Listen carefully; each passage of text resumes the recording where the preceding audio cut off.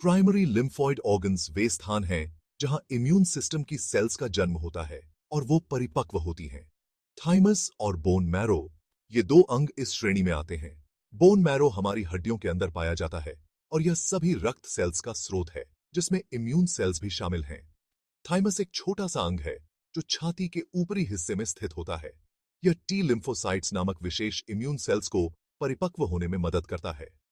Thymus में T cells सीखती हैं कि शरीर की अपनी सेल्स और बाहरी आक्रमणकारियों के बीच अंतर कैसे करें। यह सीखने की प्रक्रिया बहुत महत्वपूर्ण है ताकि इम्यून सिस्टम खुद के खिलाफ हमला न करे। एक बार जब immune cells primary lymphoid organs में परिपक्व हो जाती हैं, तो वे सेकेंडरी लिम्फॉइड ऑर्गन्स में स्थानांतरित हो जाती हैं। यहां वे एंटीजेंस का सामना करती हैं, वे पदार्थ जो इम्यून प्रतिक्रिया को ट्रिगर करते हैं। लिम्फ नोड्स, स्प्लीन और टॉन्सिल्स सेकेंडरी लिम्फॉइड ऑर्गन्स के उदाहरण हैं। वे संक्रमण के लिए फिल्टर के रूप में कार्य करते हैं, बैक्टीरिया और वायरस को शरीर में फैलने से रोकते हैं। यहां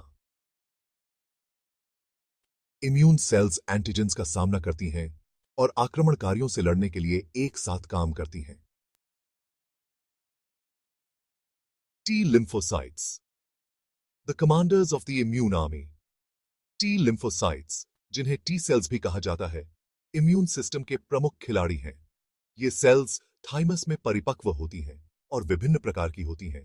प्रत्येक की अपनी अनूठी भूमिका होती है। हेल्पर टी कोशिकाएं इम्यून प्रतिक्रिया का संचालन करती हैं। वे अन्य इम्यून सेल्स को सक्रिय करके संक्रमण से लड़ने के लिए निर्देश देते हैं। साइटोटॉक्सिक टी सेल्स, जिन्हें किलर टी सेल्स भी कहा जाता है, सीधे संक्रमित सेल्स को मारकर संक्रमण से लड़ती हैं।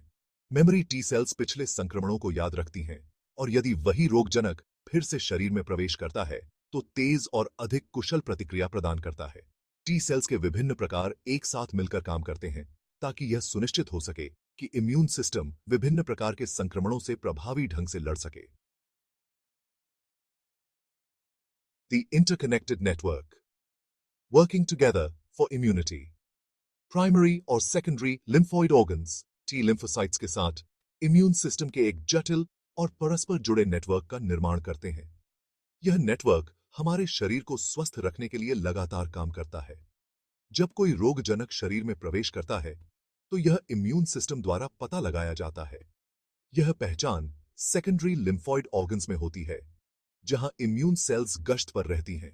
एक बार रोगजनक का पता चल जाने के बाद एक इम्यून प्रतिक्रिया शुरू हो जाती है, जिसमें विभिन्न प्रकार की इम्यून सेल्स, जिनमें टी सेल्स भी शामिल हैं, आक्रमणकारी से लड़ने के लिए एक साथ काम करती हैं। यह समन्वित प्रयास सुनिश्चित करता है कि हमारे शरीर को लगातार खतरों से बचाया जाए। खासकर बात करेंगे हम टी लिम्फोसाइट्स और बी लिम्फोसाइट्स की।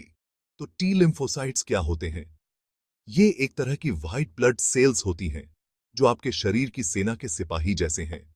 ये थाइमस ग्रंथि में बनते हैं, इसलिए इनके नाम में टी आता है।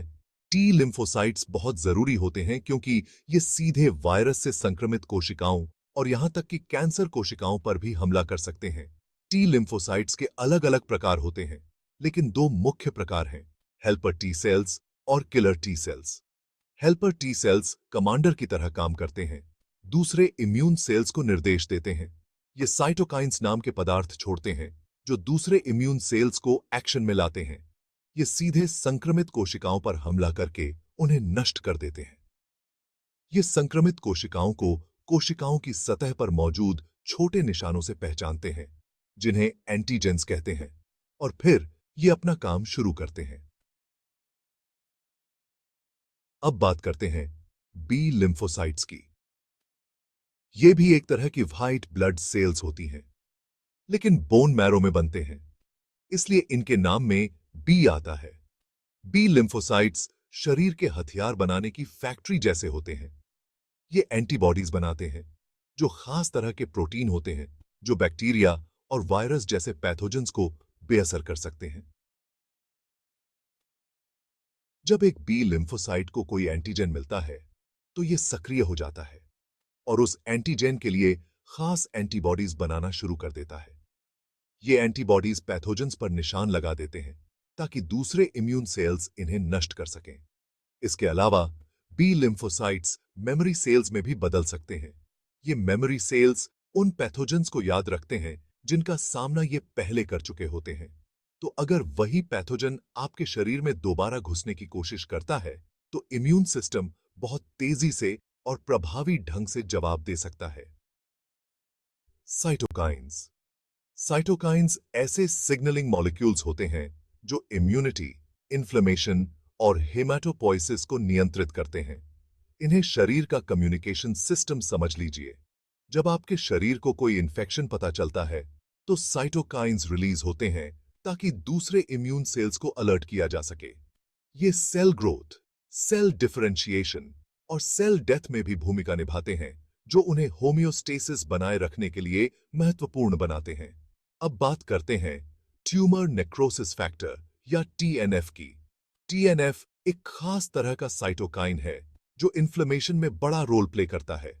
इसे मुख्य रूप से मैक्रोफेजेस बनाते हैं। टीएनएफ इम्यून सेल्स को नियंत्रित करने में मदद करता है और बुखार, एपोप्टोटिक सेल डेथ और इन्फ्लेमेशन को बढ़ा सकता है। ये एक दोधारी तलवार है। जहां ये इन्फेक्शन से लड़ने में मदद करता है, वहीं टीएनएफ का लगातार रिलीज होना रूमेटॉइड आर्थराइटिस और इन्फ्लेमेटरी बाउल डिजीज जैसी बीमारियों का कारण बन सकता है। अब बात करते हैं इंटरफेरॉन्स की। इंटरफेरॉन्स भी साइटोकाइंस का ही एक ग्रुप हैं। इन्हें यह नाम इसलिए मिला क्योंकि ये होस्ट सेल्स के अंदर वायरल रेप्लिकेशन को रोकते हैं। इनके 3 मुख्य प्रकार हैं: टाइप 1, टाइप 2 और टाइप 3।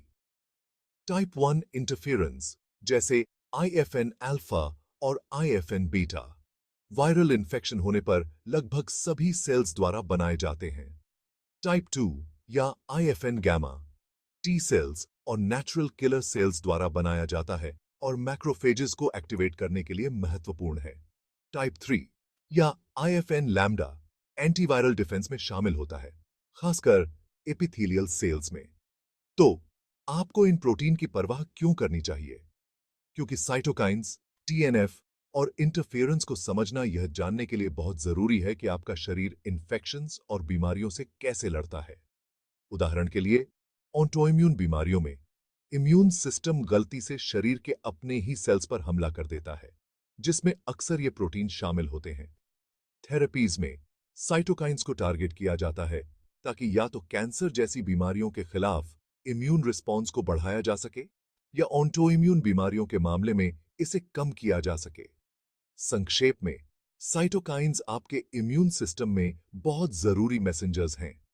टीएनएफ इन्फ्लेमेशन में एक महत्वपूर्ण भूमिका निभाता है, इन्फेक्शन से लड़ने और बीमारियों के कारण बनने के बीच संतुलन बनाता है। इंटरफेरेंस आपके शरीर की वायरल इन्फेक्शंस के खिलाफ पहली पंक्ति की रक्षा है।